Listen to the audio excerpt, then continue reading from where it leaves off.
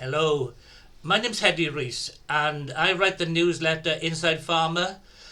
It's called Inside Pharma because I'm a pharma insider, so that makes a bit of sense.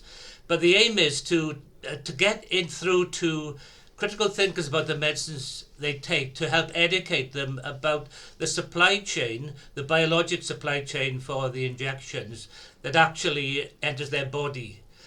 It's important that people understand biologic supply chains are incredibly complex and difficult to manage.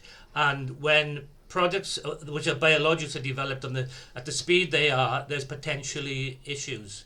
And with Inside Pharma, I'm explaining those issues. I'm explaining about lots, of what a lot is and what a lot number is, and how various lots move through the supply chain, and other questions that people would have about regulations and that whole thing.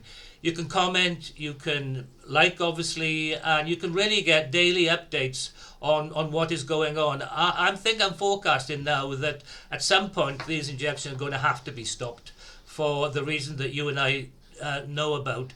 And then we'll have the biggest logistical challenge the world has ever known.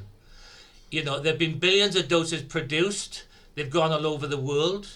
There's all sorts of temperature storage conditions, all sorts of third-party logistic providers involved, manufacturing companies, wholesalers, where relevant, pharmacies.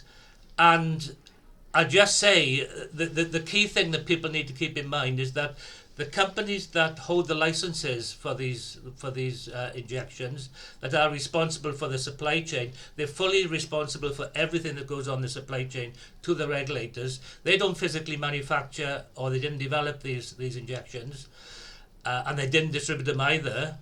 And the companies who are doing the physical work,